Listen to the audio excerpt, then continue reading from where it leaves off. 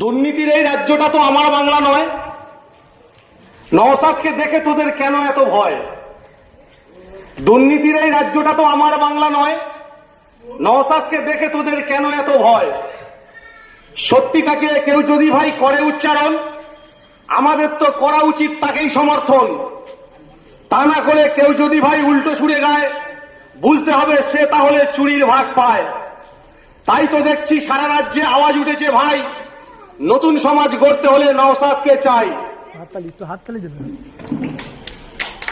বালু খেলো চাল গম, বালু খেলো চাল গম, শিক্ষা খেলো পার্থ,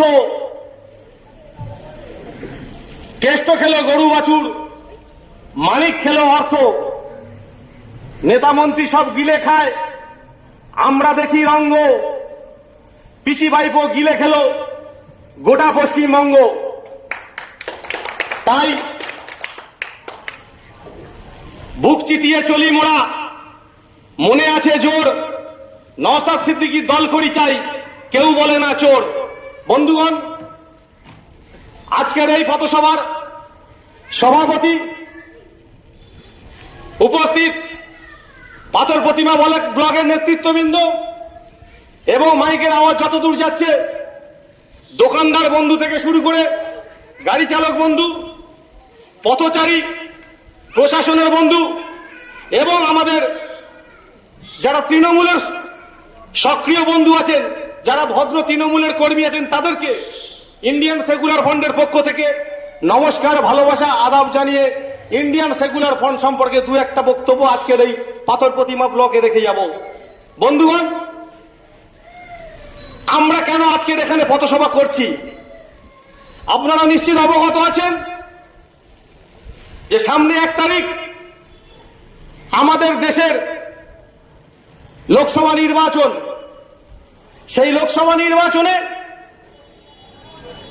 দেশের বিভিন্ন রাজনৈতিক দল তারা তাদের মতাদর্শ অনুযায়ী ভোট প্রার্থনা করবে। ঠিক সেই মতো ইন্ডিয়ান সেকুলার ফ্রন্ট আমরাও আজকের ভোটের ময়দানে নেমেছি।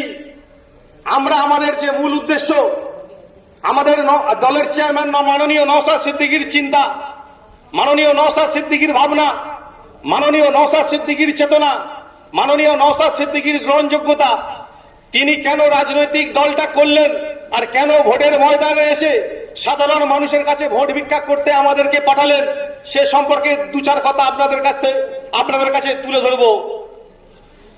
তো বিভিন্ন রাজনৈতিক দল তারা যেমন তাদের ভোট প্রার্থনা, ভোট ভিক্ষা করছে, আমরাও মানুষের দ্বারা দ্বারে ঘুরে ঘুরে ইন্ডিয়ান সেকুলার ফ্রন্টের পক্ষ থেকে আমরাও ভোট প্রার্থনা করছি। ভোট আপনার মৌলিক অধিকার, ভোট আপনার গণতান্ত্রিক অধিকার। আপনারা ভোট কাকে দেবেন সম্পূর্ণ আপনার ব্যক্তিগত ব্যাপার। আমরা কোনো জুলুম করব না, আমরা কোনো লুট করব না, আমরা কোনো চুরি করব না, আমরা কোনো জোর চুরি করব না, আমরা ডাকাতি করব না, আমরা এসব কিছু ধার ধারি না। আমাদের বক্তব্য একটাই, সামাজিক গণতন্ত্র, সাংবিধানিক গণতন্ত্র, সামাজিক ন্যায় এবং মর্যাদা প্রতিষ্ঠা করার লক্ষ্যে আমরা আজকের মাঠে ময়দানে নেমেছি। আমাদের প্রার্থী অজয় কুমার দাসের সমর্থনে আমরা ভোট ভিক্ষা করতে নেমেছি। তো আপনারা আপনাদের মূল্যবান ভোটটা কোথায় দেবেন আপনারা সিদ্ধান্ত নেবেন, আপনারা চিন্তা ভাবনা করবেন। তবে আমরা ইন্ডিয়ান সেকুলার ফ্রন্টের পক্ষ থেকে আপনাদের কাছে বলে যাই যে আপনারা অনেক তো ভোট দিয়েছেন, 17 বার ভোট দেওয়া আপনাদের হয়ে গেছে। আপনারা অনেকজনকে এখান থেকে পার্লামেন্টে পাঠিয়েছেন। একবার আমাদের ইন্ডিয়ান সেকুলার ফ্রন্টের প্রার্থী নওশাদ সিদ্দিকী, স্নেহধন্য নওশাদ সিদ্দিকীর মনোনীত ডক্টর অজয় কুমার দাসকে খাম চিহ্নে ভোট দিয়ে লোকসভায় পাঠাবেন। কেন?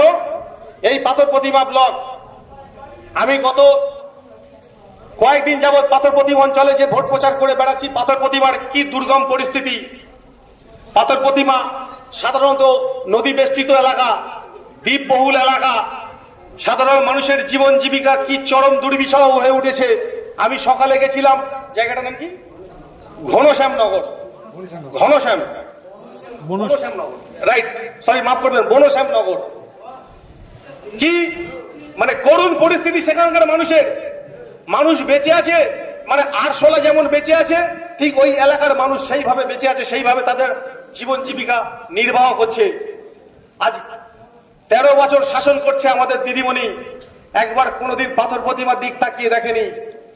আমাদের এখানে যিনি প্রার্থী হয়েছেন বাপি হালদার, তার আগে অনেক বড় বড় নেতৃত্ব এখান থেকে লোকসভায় জিতে প্রতিশ্রুতি দিয়ে চলে গেছিল, কিন্তু পাথর প্রতিমার এই করুণ দশা, করুণ পরিস্থিতি কোনোদিন পার্লামেন্টে তুলে ধরেনি।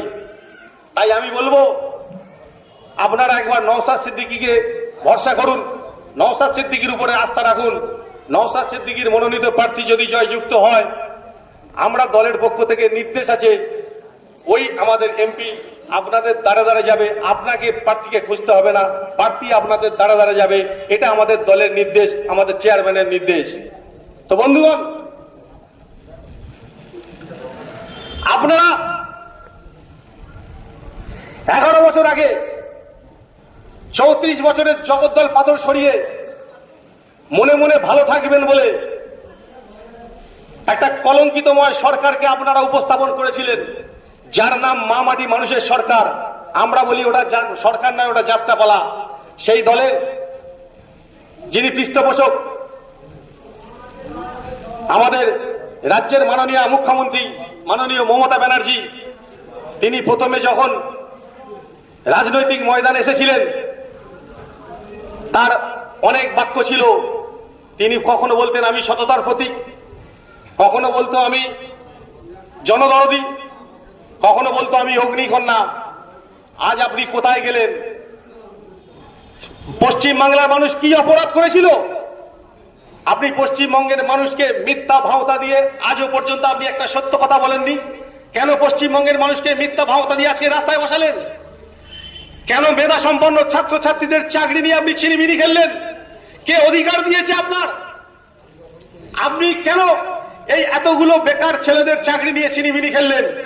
আর আমরা যারা সাধারণ মানুষ, যারা খেটে খাওয়া মেহনতি মানুষ, যারা দরিদ্র সীমার নিচে বসবাস করা মানুষ, আমরা এখনো বুঝতে পারছি না এই সরকারটা প্রতিনিয়ত মানুষকে ভাওতা দিয়ে দিয়ে দিয়ে দিয়ে চলছে। যে দলের চেয়ারপারসন এত বড় ভাওতাবাজ, যে দলের পৃষ্ঠপোষক এত বড় ভাওতাবাজ, যে জীবনে সত্য কথা বলেনি, তার পরের জন্মের যারা আছে তারা তো মিথ্যা কথা বলবে। কারণ কারখানা ভালো হলে কেক ভালো হয়, এটা আমরা সবাই জানি।